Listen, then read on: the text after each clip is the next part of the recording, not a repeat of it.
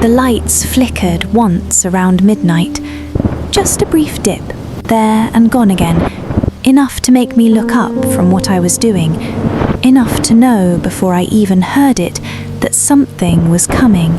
And then, far off, very low, a sound like the sky clearing its throat. Thunder, still distant, still giving fair warning. I get up and check the windows, not out of worry, just habit, an old comfortable habit, checking that everything is closed and safe before a storm settles in properly for the night. The air outside has changed completely, heavy, charged with something electric, something waiting. Even through the glass I can feel it, that particular pressure before a storm arrives, like the whole sky is holding its breath. I turn off most of the lights, just one lamp left on, small and warm in the corner of the room. Storms feel different in low light, more honest somehow, less like something to manage, more like something to simply witness. I want to sit with you here tonight, in this low light, this charged air, this waiting. Let's watch it arrive together. There is a particular word for this feeling before a storm: anticipation. Anticipation. Anticipation. Anticipation is the feeling of excitement or nervousness while waiting for something to happen. It is not quite fear and not quite joy, somewhere between the two. You feel anticipation before a trip, before opening a letter, before the first thunderclap of a storm that has only just begun to announce itself. You can say, "There was a sense of anticipation in the air," or "I waited with anticipation for the storm to arrive." Anticipation, the feeling of standing right at the edge of something, not yet knowing exactly what it will bring, but sensing clearly that it is close. The first flash comes without much warning, a sudden white light filling the whole room for less than a second, throwing sharp shadows across the wall before vanishing completely. I count, the way I have since I was a child. 1, 2, 3, 4, 5, and then the thunder arrives, rolling and low, not sharp like the lightning, but heavy, felt almost as much as heard. 5 seconds. That means it is close now, closer than it sounded a few minutes ago. Did you know that counting the seconds between lightning and thunder actually tells you the distance? Light travels almost instantly. Sound travels much slower, about 1 mile for every 5 seconds roughly. So if you count 5 seconds between the flash and the rumble, the storm is about 1 mile away. A small, simple kind of magic hidden inside something so ordinary, counting in the dark. There is something about a storm that makes a house feel smaller and bigger at the same time. Smaller because outside has become something enormous and untouchable. Bigger because inside suddenly feels like the safest place in the world. Every wall doing exactly its job, every roof earning its purpose. The rain starts properly now, not gradually the way it sometimes does, all at once, a wall of sound against the windows and the roof, loud enough that for a moment it is the only thing in the world. I love this sound, not despite the intensity of it, but because of it. There is something deeply satisfying about a sound this complete, this total, no room for any other thought to compete with it. There is a word for sound that surrounds you completely like this: immersive. IMMERSIVE. Immersive. Immersive means something that surrounds you completely, pulling you fully into the experience, leaving no part of your attention free to wander elsewhere. A good film can be immersive. A good book can be immersive. And certainly a storm this loud, this close, this total is immersive in the truest sense of the word. You do not simply hear it, you are inside it. You can say, the sound of the rain was completely immersive, or I found myself fully immersed in the storm, forgetting everything else. Immersive, a word for the moments when the outside world stops competing for your attention because there is simply no room left for anything but this. Another flash, brighter this time, lighting up the whole garden for a single bright second. I see the trees outside, bent slightly under the wind, leaves turned the wrong way, silver undersides flashing. Then darkness again, then thunder, closer now, arriving almost on top of the light itself. 2 seconds, maybe 3. The storm is directly overhead now, or very near to it. I should probably feel afraid. Some part of me, somewhere very old and instinctive, does feel a flicker of something like alertness, but mostly what I feel is something closer to awe. This vast, ancient thing happening directly above the small, ordinary roof over my head, indifferent to me completely. And somehow, that indifference is comforting. The storm is not for me or about me, it simply is, and I get to watch. There is a word for that feeling. Awe. A-W-E. Awe. Awe is the feeling of wonder mixed with a small touch of fear, usually in the presence of something vast or powerful. A mountain range can inspire awe. An ocean can. A storm certainly can. Awe makes you feel small, but not in a bad way. Small the way you feel small standing under a very old tree, or looking up at a sky full of stars, reminded, gently, that you are part of something much larger than yourself. You can say, I watched the storm in complete awe, or there was something awe-inspiring about the lightning tonight, or one of the few words in English that holds both fear and wonder comfortably in the very same breath. I make tea, moving carefully in the low light. The kettle's small sounds feel oddly comforting against the storm outside, proof that ordinary, gentle things continue even while something enormous unfolds beyond the walls. I carry the cup back to the window and sit close to the glass, close enough to feel the cold radiating off it, close enough that each flash of lightning feels almost personal, like it is happening just for whoever is brave enough or comfortable enough to sit this near and watch.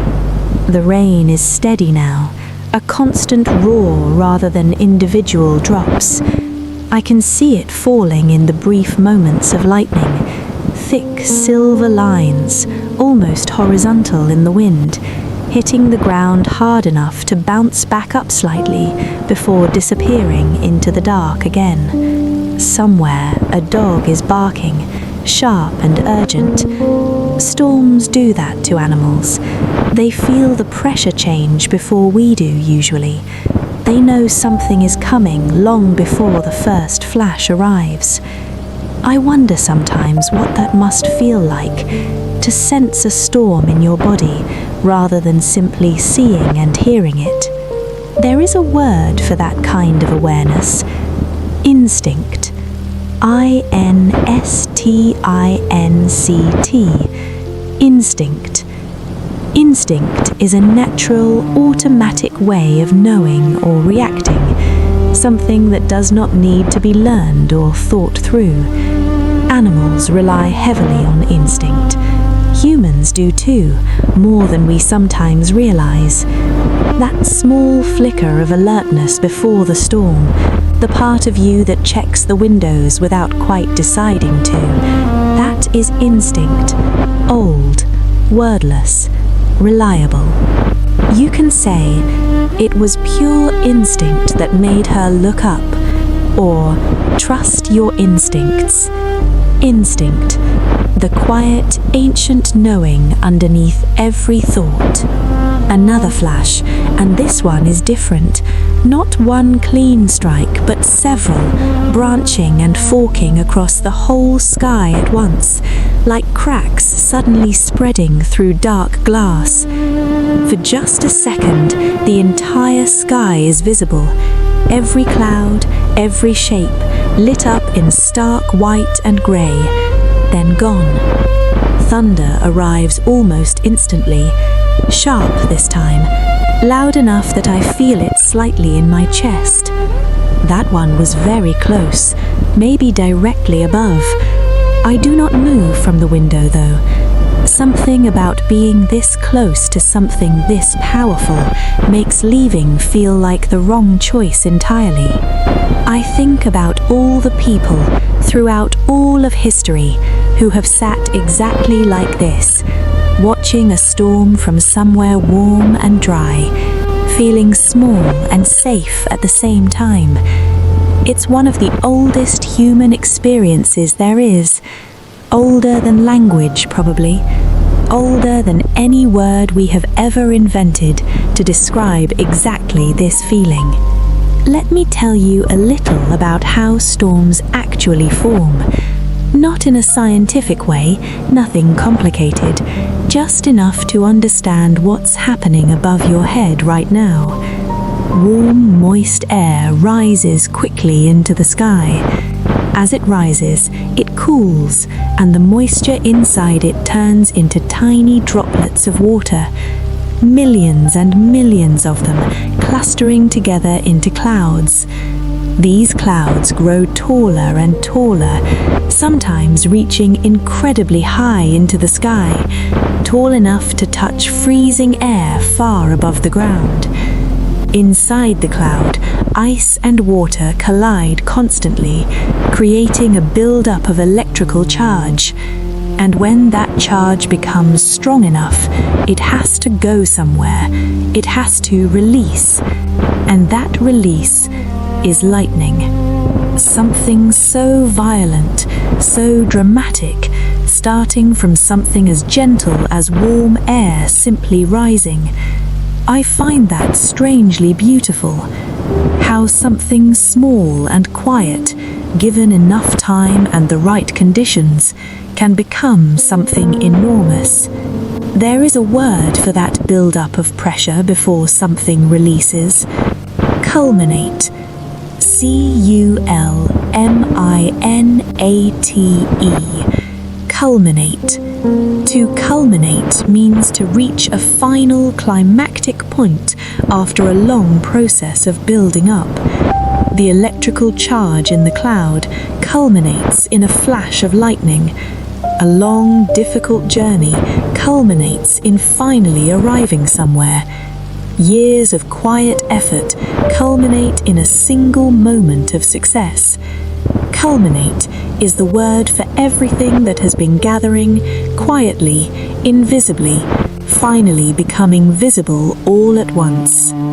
You can say, the tension in the room culminated in a single loud argument, or years of practice culminated in this one performance. Culminate, the lightning at the end of a long, quiet gathering of clouds. The storm continues to build around us. Wind picking up now too, I notice.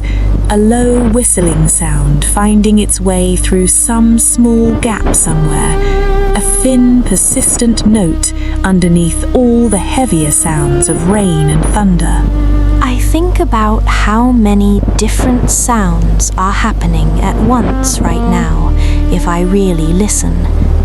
The deep roar of rain on the roof, the sharp crack and long roll of thunder, the thin whistle of wind finding its way through some narrow space, and underneath all of it, faintly, my own breathing, slow and steady, completely unbothered by any of it. There is something almost musical about a storm if you listen closely enough. Not pleasant music necessarily, but structured, layered, different instruments, each playing their own part, coming together into something that, despite all its volume, has its own kind of order. I want to talk about another word now, cacophony. C-A-C-O-P-H-O-N-Y, cacophony. A cacophony is a harsh, jarring mixture of loud sounds, usually unpleasant, chaotic. But interestingly, some people use the word almost affectionately for sounds that are loud and overwhelming but not actually unwelcome. A cacophony of thunder and rain. It sounds dramatic, and tonight it is exactly the right word. You can say, the kitchen was a cacophony of pots and pans, or outside a cacophony of wind and rain filled the night. Cacophony, a word that sounds when you say it almost like the very thing it describes. The thunder is much further away now, a low grumble somewhere on the other side of the hills, rather than the sharp crack of before. The rain has settled into something gentle, almost apologetic, as though it is winding down after making such a dramatic entrance earlier. I open the window just slightly, only a crack. The air that comes in is completely different from before, washed, clean, cool in a way that feels like relief rather than cold. That smell again, the one that follows every storm. Petrigore, rain on settled earth, rising up now that the worst of it has passed. Somewhere, very faintly, I think I hear a bird.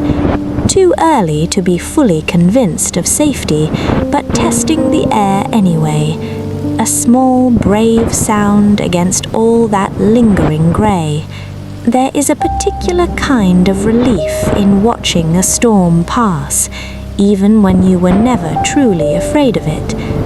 Something in the body relaxes anyway. Shoulders drop slightly. Breath comes a little easier.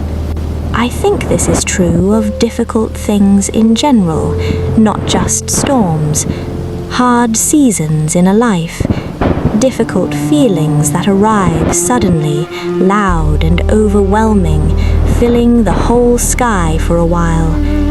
They rarely last as long as they feel like they will in the middle of them. They build, they peak, and then almost always they begin to pass. I want to talk about another word, tempest. T-E-M-P-E-S-T. Tempest. A tempest is an old, almost poetic word for a violent storm. You do not hear it often in everyday speech anymore, but it survives in literature, in old expressions, in phrases like a tempest in a teacup, which means a lot of fuss made over something small. Tempest carries weight, drama, a sense that this is not just rain, but something the sky truly meant. You can say, the tempest raged outside all night. It is a word with theatre in it.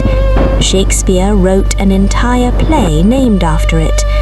Tempest, a storm with a sense of its own importance. I think about Shakespeare's play for a moment sitting here. In that story, a powerful storm is conjured deliberately, not by nature, but by magic, to bring a group of people to an island where everything changes for them. I have always liked that idea, that sometimes the loudest, most frightening disruptions in our lives are actually carrying us somewhere we needed to go all along, even if it doesn't feel that way while the thunder is rolling. The rain continues, soft now, steady. I close the window again gently, the air outside having done its small work of refreshing the room. No more flashes, no more counting seconds, just rain, ordinary and patient, doing what rain does after the dramatic part of the night is finished. Falling quietly, filling the gutters, settling the dust the storm itself first stirred up. I want to sit with you a little longer tonight. There is more to this storm than just the loud middle part. There is the slow build before, and there is this long, gentle ending too. Both deserve some time. I think about how storms are often remembered only for their loudest moment. The lightning, the thunder that shook the windows. But really, a storm is mostly quiet, mostly the slow gathering beforehand and the long, soft tapering afterwards. The dramatic part, the part everyone remembers, is actually the smallest piece of the whole experience. I think that's true of a lot of things in life. We remember the peak, the argument, the diagnosis, the phone call that changed everything. But so much more of any difficult season is actually quiet, slow, ordinary even. The loud moment is real, but it's not the whole story. It never is. I want to introduce one more word before we go further. Turbulent. Turbulent. Turbulent. Turbulent describes something full of disorder, sudden change and instability. Turbulent weather. A turbulent flight full of unexpected shaking. A turbulent year full of upheaval and unpredictable change. Tonight was turbulent for a while. Wind, rain, lightning, all colliding without warning. But turbulence, by its nature, does not last. It is, almost by definition, a temporary state. You can say it was a turbulent period in her life, or the flight became turbulent as we flew through the storm. Turbulent, a word for chaos that eventually always settles. I think about the contrast now, sitting in this calm. An hour ago, the sky was doing something almost violent. Now, it is barely making a sound. Both versions are real. Both belong to the same night, the same sky, the same storm. Nothing about this calm erases what came before it. It simply follows it.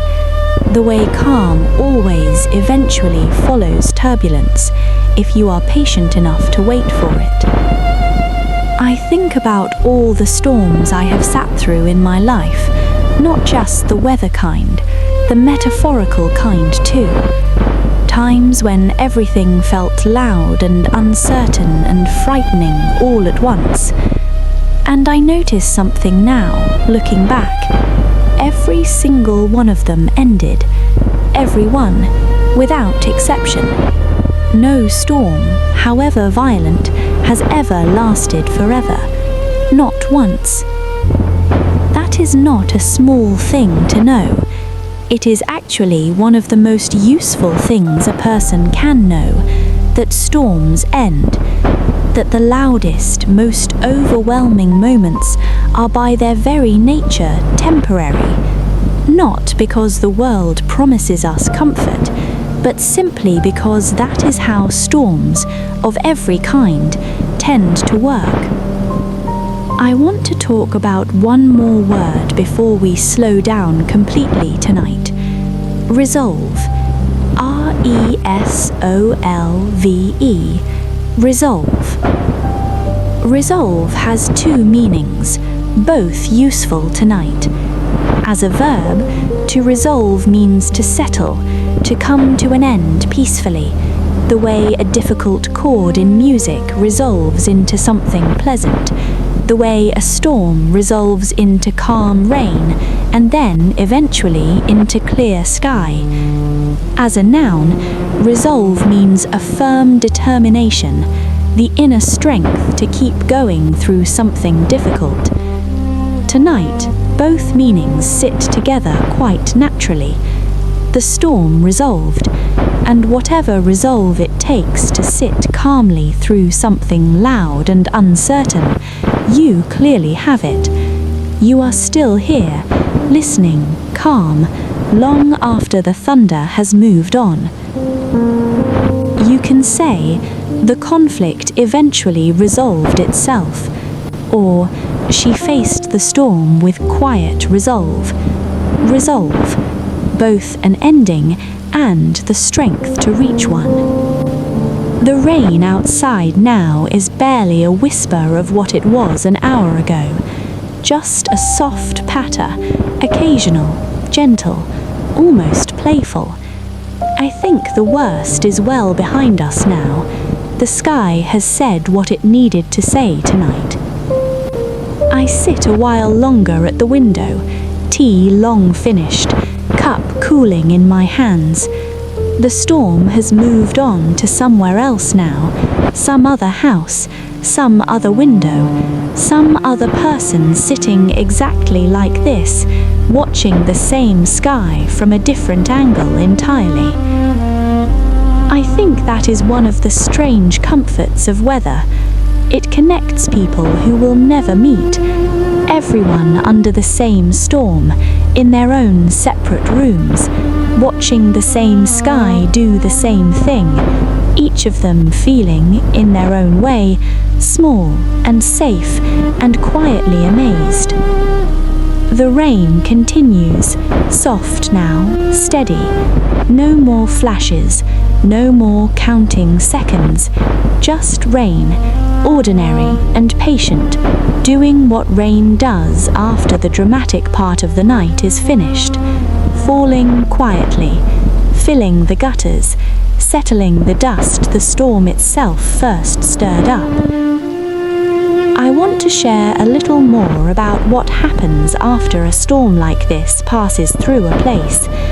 The ground, especially if it has been dry, drinks the water in almost greedily at first. You can sometimes hear it if you listen closely. A soft, steady, absorbing sound, very different from rain simply hitting a hard surface. Rivers and streams nearby will rise slightly over the next few hours, carrying the storm's water onward toward larger rivers, eventually toward the sea.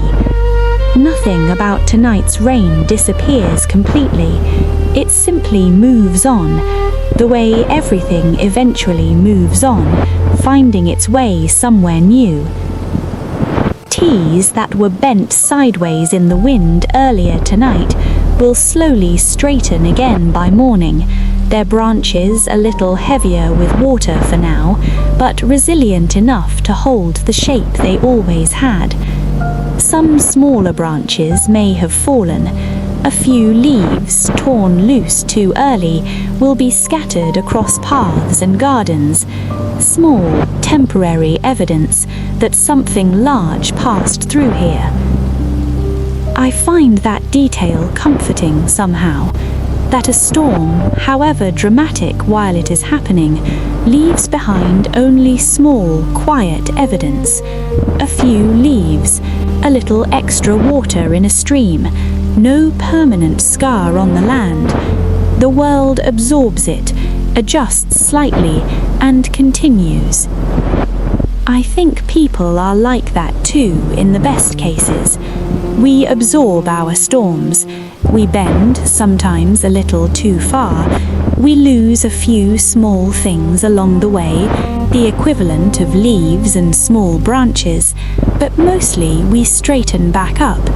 Mostly we continue, carrying the storm forward as part of our story now, rather than letting it define the whole landscape. Before we finish tonight, I want to give you several phrases. English for storms, for waiting, for the particular feeling of something large passing through, and for the long quiet after.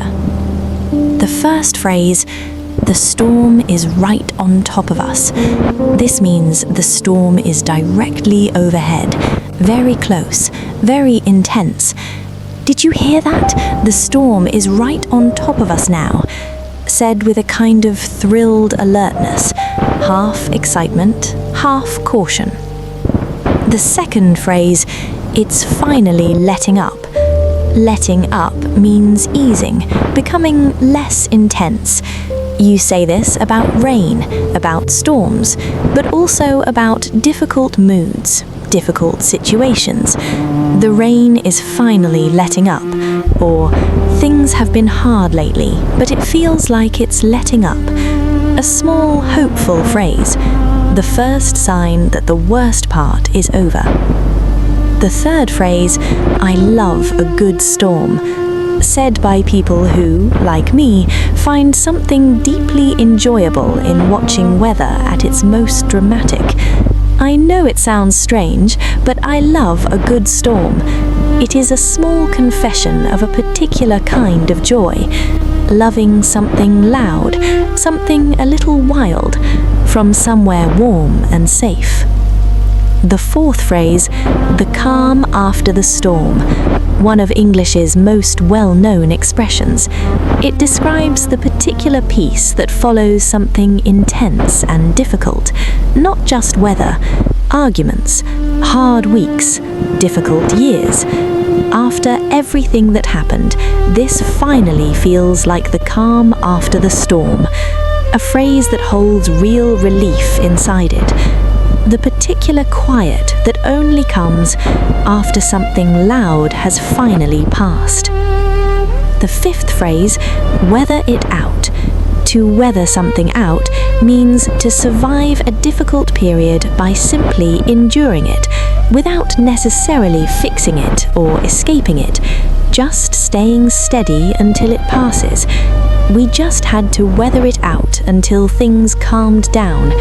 A quietly brave phrase, no drama in it, just steady endurance. And the sixth phrase, every cloud has a silver lining, an old gentle expression, meaning that even difficult situations often contain some small piece of good fortune inside them.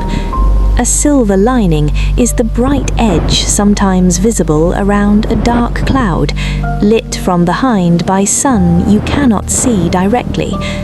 It was a hard year, but every cloud has a silver lining, and I learned so much. A reminder that even storms, weather or otherwise, often carry something useful hidden inside them. The words from tonight, anticipation, immersive, awe, instinct, culminate, cacophony, tempest, turbulent, resolve.